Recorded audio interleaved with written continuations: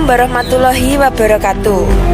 Teman-teman, salam sejahtera bagi kita semua. Selamat pagi. Jadi pada pagi hari ini saya sama Mbah Kendil melakukan kegiatan untuk membuat konten lagi seperti biasa, teman-teman. Cuma pada hari ini kami tidak membahas tentang pertanyaan-pertanyaan yang dilontarkan dari teman-teman sekalian, ya. Jadi kita langsung mengangkat tema pada pagi hari ini yang tentunya tidak lain adalah tidak melenceng jauh dari Mbah Kendil lah, konteksnya Mbah Kendil. Jadi pada hari ini yang sedang viral kan masih tetap, teman-teman, antara konflik antara Gus Samsudin dan pesulap merah. Jadi teman-teman, dari awal permasalahan ini muncul, Mbah Kendil kan pernah berpendapat bahwa sebaiknya dari kedua belah pihak ini segera diselesaikan, jadi biar tidak memperkeruh keadaan. Jadi dari pihaknya si pesulap merah ataupun dari Gus Samsudin itu saling memaafkan, karena tidak ada manusia yang sempurna, teman-teman. Jadi tidak ada orang yang tanpa dosa, tanpa kesalahan. Jadi salah jika kita mengatakan bahwa kita tidak pernah salah. Jadi seperti itu, teman-teman. Kemudian bagi misalkan ada trik-trik atau penipuan, itu kan bisa dilanjutkan ke ranah hukum. Jadi kita tidak perlu membuat ontran-ontran, terutama di konten. Kita serahkan saja kepada hukum. Insya Allah pasti bisa selesai, teman-teman. Dan itu pun hasilnya pasti adil. Jadi dari awal kami membuat video, teman-teman, Mbah Kendil kan sudah mengatakan bahwa kasus yang seperti ini sebaiknya segera ditutup atau segera diselesaikan. Karena jika tidak segera diselesaikan akan banyak orang-orang yang berpendapat yang kemudian menceng, teman-teman. Jadi keluar dari konteks yang hasilnya bukan malah menyelesaikan permasalahan tapi justru memperkeruh keadaan.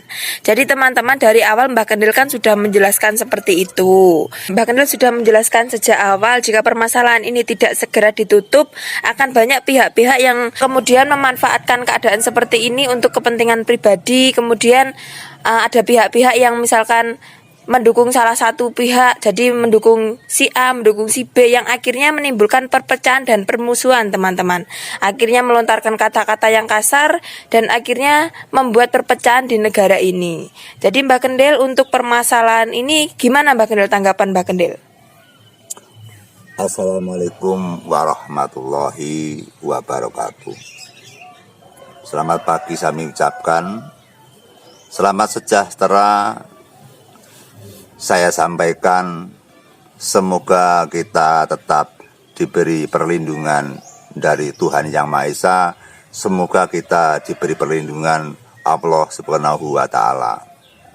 Pemirsa, kami mengamati berita-berita di konten-konten teman-temanku semua, bahwa sejak dulu saya membuat konten ada perselisihan di antara Gus Samsudin dan pesulap merah, yang intinya pesulap merah menginginkan bahwa untuk oknum dukun yang pakai trik atau pakai akal-akalan untuk diberhentikan.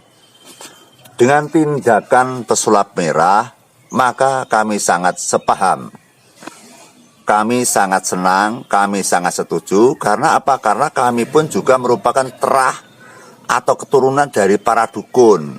Walaupun pada saat sudah sekitar 8 tahun yang lalu, kita sudah mengurangi aktivitas hal dukun. Artinya kami sudah mempelajari ilmu pertabiban dan ilmu pedalangan, sehingga ilmu dukun itu sudah saya tinggalkan. Artinya kita sudah tidak menerima pasien-pasien. Walaupun toh ada 1-2 orang yang minta tolong, tapi bukan kita untuk praktek atau untuk menggelar sebagai dukun yang menolong orang. Namun berhubung kasus ini menyangkut dengan dukun atau oknum dukun, maka kami juga ikut campur di dalamnya. Karena kami juga merupakan keturunan dari para dukun.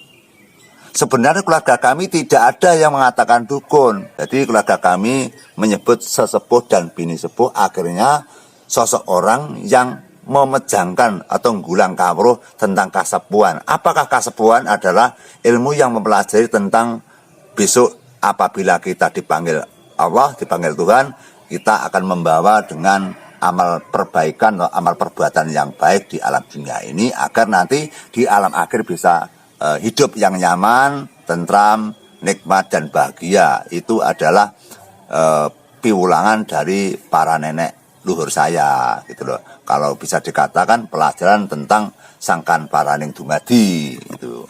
Itu yang diproses pemirsa. Adapun menyembuhkan orang, membantu orang itu kan hanya sampingan. Itu dari nenek saya begitu. Jadi setiap hari malam Jumat di rumah nenek saya itu banyak orang di era tahun 60-70. Termasuk yang saya juga perguruan ngulang kawruh tentang kepangeranan gitu loh. Sehingga dengan keturunan nenek saya seperti itu, nenek saya atau kakek saya itu sebagai petuah kawruh Jawa, sehingga saya juga merupakan cucunya ikut andil dalam suara-suara tentang pembongkaran trik oknum dukun. Sehingga dengan kejadian ini kami sangat senang dengan apa yang diperbuat oleh pesulap merah. Cuma ada beberapa kami yang kurang setuju dengan ucapan atau kata-kata yang bagi saya kurang pantas. Misalkan semua dukun itu cabul dan penipu. Itulah yang saya kurang cocok. Memang ada pemirsa. Jadi kita tidak boleh menolak dengan yang diucapkan dengan pesulap merah. Memang ada dan saya pernah memberantas tentang penipuan hal dukun abal-abal. Jadi tidak hanya pesulap merah saja yang memberantas tentang oknum dukun. Saya juga pernah memberantas oknum dukun palsu, pemirsa. Karena saya dukun, maka saya menangani tentang dukun yang geliwar. Geliwar songko bener. Ceritanya begini, pemirsa. Ini kisah nyata, bisa diselidiki nanti. Jadi ini saya tidak membuat cerita yang aneh-aneh atau cerita yang nyimpang atau cerita yang akal-akalan. Sekitar ada 3 tahun atau 4 tahun yang lalu itu ada teman dukun cerita dengan saya bahwa ada pasiennya yang tertipu, ada sosok dukun palsu atau oknum dukun yang bukan dukun ngaku dukun. Sebenarnya dia berasal dari orang antikan, orang yang bisa menjual barang-barang antik, kemudian dia berpura-pura menjadi dukun. Tidak saya sebut alamatnya, tidak saya sebut namanya. Tapi kalau ada orang yang tanya ke rumah saya, apakah benar mbah ceritane sampean? Sopo mbah sing ngelakokne, sopo sing ngapusi? Nanti saya bercerita pemirsa. Bisa jadi kita walaupun ya? orang buruk pun, orang jahat pun, kita tetap memberikan benteng-benteng pengayuman tentang privasi pemirsa. Jadi kita itu orang Jawa kudu halus banget gitu loh. Ojo sampai kasar-kasar tembunge. Jadi kita walaupun tahu toh, yo edok-edok orang tahu. Misalkan kita menyembuhkan orang kena santet, kita nggak perlu membicarakan ini kamu kena santet, nggak perlu. Yang penting dia tuh sembuh gitu loh. Nanti malah memperkeruh keadaan nanti. Jadi jangan kita berpura-pura biar dianggap orang ampuh, nggak perlu itu. Orang datang minta tolong, kita tolong, terus dia selesai kan sudah gitu loh. Nggak usah kita mengangkat harga diri kita. Harga diri kita itu mengangkat bukan manusia pemirsa. Harga diri kita yang mengangkat adalah Allah. Tanpa diangkat dengan Allah tidak bisa pemirsa. Jadi kita nggak usah berpura-pura mengangkat harga diri gitu loh. Betul yang dikatakan para leluhur bahwa arep kaya ngopo lek rupane emas, mbok diurukono lungko, diurukono lemah, diurukono itu kotoran, tetap menjadi emas pemirsa. Jadi kita nggak usah takut-takut. Kembali dengan cerita bahwa 3 atau 4 tahun yang lalu saya mendapat laporan dari dukun bahwa pasiennya ditipu oleh dukun lagi gitu loh. Ada dukun di daerah Kediri, wilayah Kediri itu aja ya. Jadi di wilayah Kediri ya, dia menerima pasien. Nah pasiennya itu adalah malah kepala desa pemirsa. Yang ditipu itu kepala desa, sekarang sudah pensiun. Nah berhubung si kepala desa itu punya hutang banyak, kemudian dia berpikir mencari uang yang lebih cepat. Ada dukun yang menawarkan bahwa di belakang rumah Bapak Kades tadi katanya ada mas-masan atau benda-benda pusaka, benda-benda keramat yang apabila dijual laku miliatan. Kemudian Bapak Kepala Desa tadi kemudian mengeluarkan uang sekitar 15 atau 30 juta kalau tidak salah itu untuk menebus peralatan agar emas itu bisa terangkat. Nah, pada saat itu saya juga diajak untuk menyaksikan, tapi saya nggak mau karena saya takut terlibat dengan masalah itu, gitu loh. Saya nggak mau hadir itu. Tiba-tiba terjadi masalah besar, baru saya mengatasi, gitu loh. Ternyata dukun tadi mengambil emas yang ada di dalam tanah tadi, dinaikkan ke atas, berpura-pura seperti macam orang-orang gitu, lakinya ini bongkar, di sini mas-masnya. Bongkar saja, setelah dibongkar ada mas-masnya, kalung dan sebagainya, lempengan emas itu. Kemudian emas tadi disimpan di rumahnya Bapak Kades. Ada waktu tertentu, misalkan ini kalau belum 1 bulan jangan sampai dijual, misalkan seperti itu. Nah, tiba-tiba setelah emas itu dipertanyakan kepada orang yang ahli emas atau toko emas gitu saja ya, ternyata bukan emas, adalah tembaga yang disebutkan seperti emas. Karena itu dijual tidak laku. Akhirnya orangnya datang lagi, dia sanggup mengambil lagi, yaitu samurai katanya gitu. Tapi teman saya yang menyaksikan itu, datang ke situ, akhirnya si dukun penipu itu takut mengeluarkan. Jadi dia beralasan katanya samurainya mencolot hilang gitu. Akhirnya gagal pengambilan yang kedua. Kemudian titik akhirnya, terus saya mendatangi oknum dukun palsu itu di wilayah Kediri. Kemudian saya memerintahkan agar uang yang ditipu itu harus dikembalikan kepada yang ditipu. Dia tidak sanggup karena dia datang ke rumahnya Bapak Kepala Kades itu 3 orang. Yang 2 orang sudah meninggal gitu loh, katanya gitulah, uangnya dibawa yang meninggal itu. Tetap saya meminta agar si dukun palsu itu, si dukun abal-abal itu, si dukun pakai trik itu untuk mengembalikan kepada yang ditipu. Akhirnya keluar 50% pemirsa. Pada saat itu keluar 7.500.000, hanya itu yang dia bisa atau mengganti, karena dia juga orang-orang yang miskin, orang-orang yang tidak punya pekerjaan yang tetap. Sampai istri-istrinya menangis pemirsa, saya datang itu. Saya tandaskan kepada si dukun palsu itu bahwa mulai hari ini panjenengan ndak usah ngapusi wong neh. Sampai kerja wae. Ora ketang dadi kuli bangunan ora apa-apa, sing penting nggak ngapusi wong, Pak. Jadi lek jenengan niku kepengin dadi dukun tenan nggih sinau tenan dengan ngilmu-ngilmu kepangeranan. Sebenarnya sinau ngilmu kepangeranan itu saja nanti akan membuahkan sebuah kekuatan yang dasar bisa untuk menolong orang. Kalau kita niatnya belajar ilmu untuk menolong orang, malah justru nanti berimbas kepada penipuan, malah sulit nanti. Tapi kalau kita belajar ilmu kepangeranan, itu nanti juga bisa menolong orang gitu loh. Karena apa? Kalau belajar ilmu kepangeranan, itu berkaitan dengan manembah marang Gusti Kang Gelar Jagat. Lek kita dekat dengan Gusti Kang Gelar Jagat, apa yang kita ucapkan, apa yang kita doakan itu banyak terkabulnya daripada tidaknya. Karena kita sudah dekat dan kita sering menyebut dan kita sering wirid dan kita sering nyenyuwun. Akhirnya sepertinya dekat. Enggak? Kalau kita dekat dengan Tuhan, dekat dengan Allah, otomatis perilaku kita kan ada rem. Akan gini takut, berucap buruk takut, menyakitkan orang takut. Akhirnya dia menjadi mustiko hatinya. Menjadi sinaran mustiko. Sehingga kalau kita mendengar sinaran mustiko, hati kita jernih padang. Kalau padang, kita prediksi saja dengan ngawut saja ternyata malah benar gitu loh. Makanya kita sebagai hamba itu sebenarnya tidak punya daya apapun. Kita bisa pintar, kita bisa berhasil menyembuhkan orang, sebenarnya bukan kita yang menyembuhkan. Itu asli murni pertolongan dari Tuhan, asli murni pertolongan dari Allah. Kita tidak punya apa-apa. Kita sakit saja ke rumah sakit. Seperti saya itu juga mempelajari ilmu dan sebagainya. Tapi pada saat saya pilek saja juga minum ultraplu. Saya panas minum budrek. Saya sakit operasi juga membutuhkan dokter. Mari kita berpikir jangan egois. Kita berpikir jangan sombong pemirsa. Mari kita jangan sampai sombong. Kita ini membutuhkan orang lain. Dan kapasitas kita saja. Yang saya itu diagungkan sebagai sesepuh. Orang-orang anggap saya itu sebagai sesepuh. Tapi ternyata tidak pemirsa. Pada saat saya sakit saja saya membutuhkan rumah sakit pemirsa. Bicara tentang ekonomi. Yang saya bicara panjang lebar sepertinya jagat digegem. Ternyata saya di rumah tangga saya setiap hari juga kekurangan ekonomi pemirsa. Ibarat makan saja juga kadang tidak cukup. Jadi apa kelebihan saya? Apa? Padahal saya belajar ilmu itu sejak umur 9 tahun loh pemirsa. Hingga jenggot saya putih. Tapi saya pun juga tidak punya kemampuan apa-apa.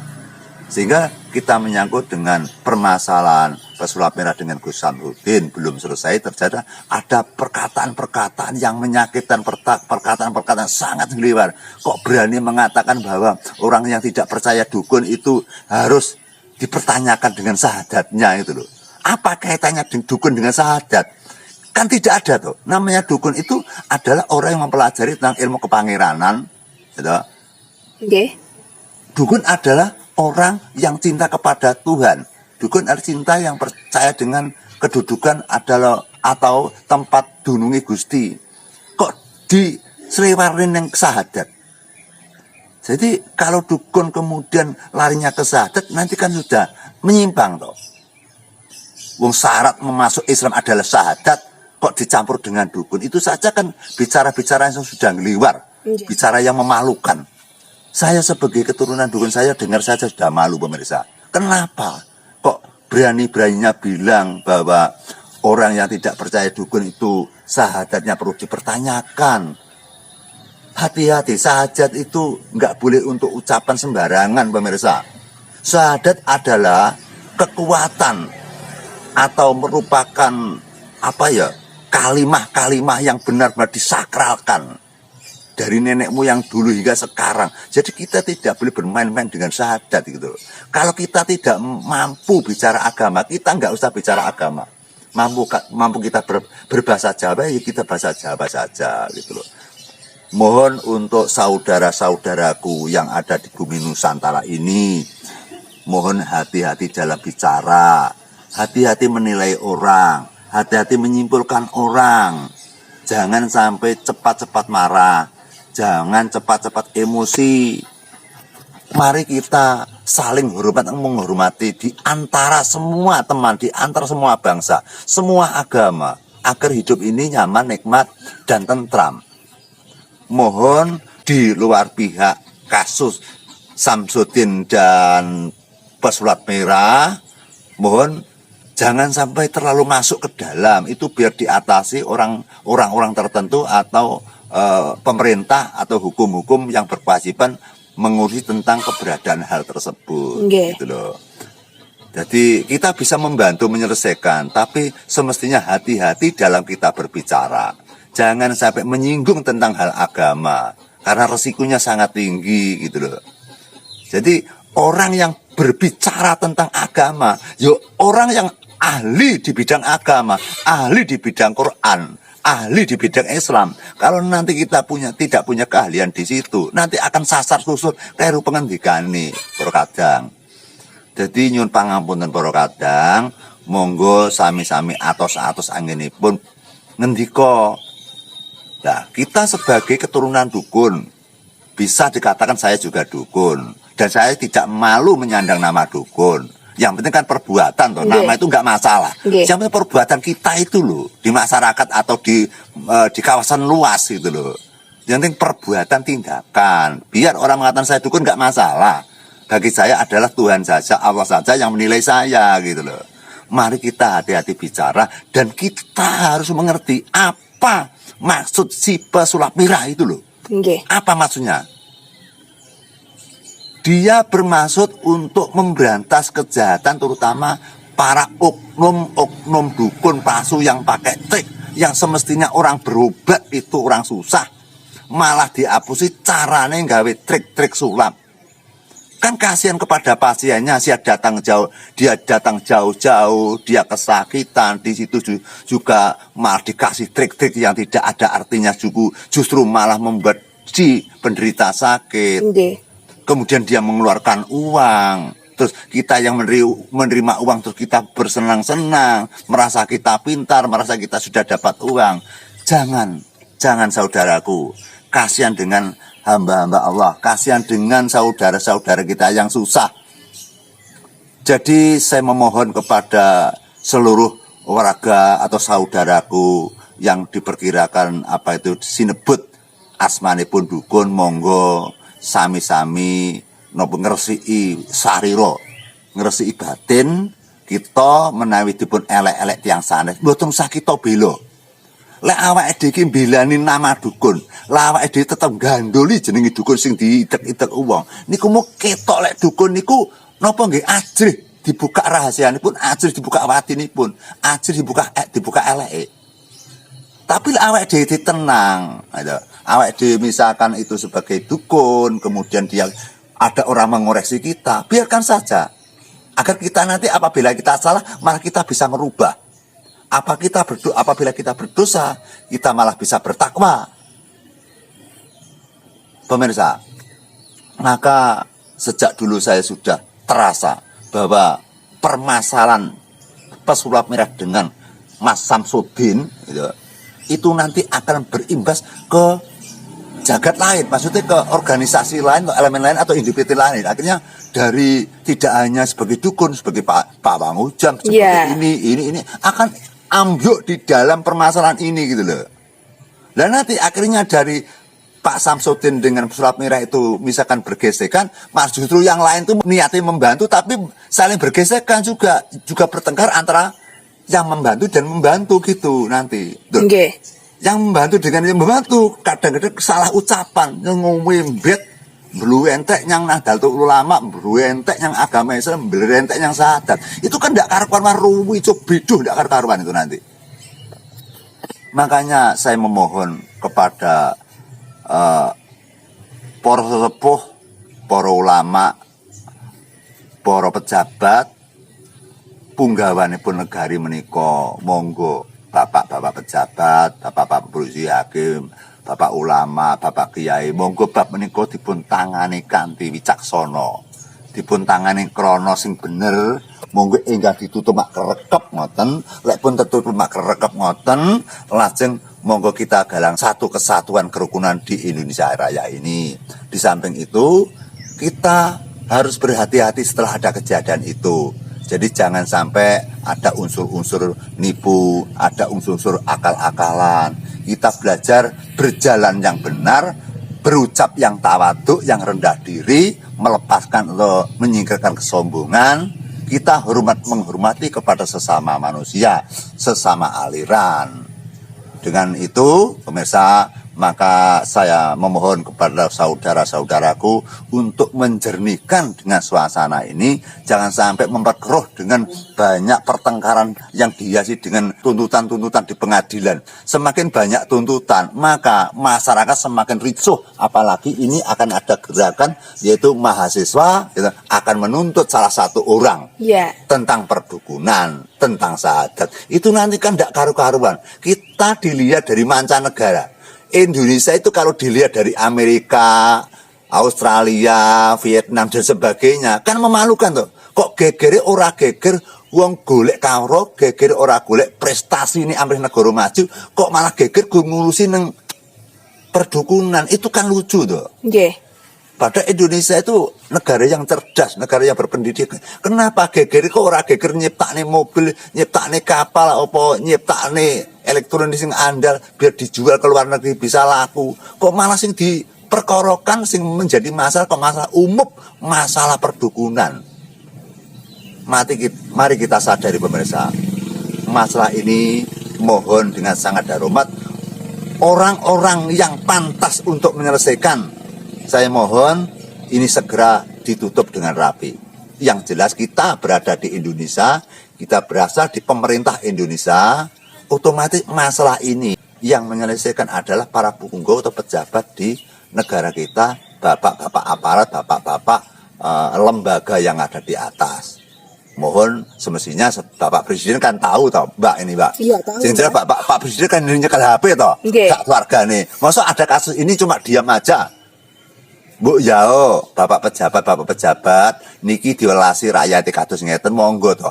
Napa mboten mesakne wargane kados ngeten niki. Kita itu walaupun tidak ada kaitannya dengan hal tersebut, tapi kita melihat konten saja orang bertengkar ikut sedih. Iya. Ikut sedih pemirsa. Saya melihat konten si A, si B, si C berselisih paham, itu saja saya juga merasa takut, kadang-kadang merasa marah.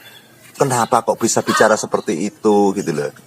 Makanya dengan adanya tersebut, mohon pemerintah ambil kebijaksanaan, atau setidaknya dari golongan-golongan tertentu yang bisa merukunkan, atau dari bobo-bobo kiai, romo kiai ingkang sampun pinarcaya dening para hambanipun saged ngresiki masalah menika kanthi hikmah, kanthi santai, kanthi tenang lan saged tentrem salamnya. Kula sagedipun namun nyuwun, mergo kula boten saged lan kula boten duwe kapasitas napa-napa. Saged kula nyamun nyuwun tulung dhateng kadang-kadang utawa bapak-bapak ingkang kawugan wonten ing inggil ngoten. Dados mugi-mugi swara kula saged dipun tampi lajeng ing mangke negari kita bisa aman, kita sebagai warga negara bangsa Indonesia bisa rukun tentrem, sehingga kita tidak mempermasalahkan ini, kita maju ke depan untuk menyukseskan negara, mempersatukan bangsa, kemudian kita akan hidup tentram, tenang di sebuah negara kita yang kita cintai adalah negara NKRI, selalu jaya, selalu sentosa, tentram dan bahagia. Cukup sekian Mbak Lulu. Ya teman-teman, demikianlah tanggapan Mbah Kendil ya. Jadi memang Mbah Kendil itu dari awal sudah seperti mendapat bisikan atau gambaran teman-teman, bahwa jika permasalahan antara Gus Samsudin dan pesulap merah jika tidak diselesaikan akhirnya berentek kemana-mana, yang semakin hari justru malah semakin keruh dan ricuh Mbak nggih. Mbah Kendil ada tambahan mungkin? Ada tambahan, mohon saudara-saudaraku yang saya sayangi, mohon hindari tuntut menuntut teman. Nggih. Mohon kesombongan kita atau gengsi kita agak ditenggelamkan. Jadi orang tuntut menuntut itu kan menuntut harga diri. Maksudnya menuntut kebenaran. Tapi nanti akan berujung kesengsaraan atau berujung negara ini menjadi tidak tentrem gitu. Jadi menjadikan kita hidup tidak tentrem, tidak tenang. Sehingga mohon dengan hormat dari aliansi, dari organisasi, dari masyarakat manapun bisa untuk menentukan hal ini. Sekian Mbak Lulu. Ya teman-teman, saya ingatkan bagi kalian yang belum subscribe, silahkan subscribe channel ini supaya bisa berkembang. Cukup sekian, kita akan sambung di video kami selanjutnya. Sekian teman-teman, wassalamualaikum warahmatullahi wabarakatuh.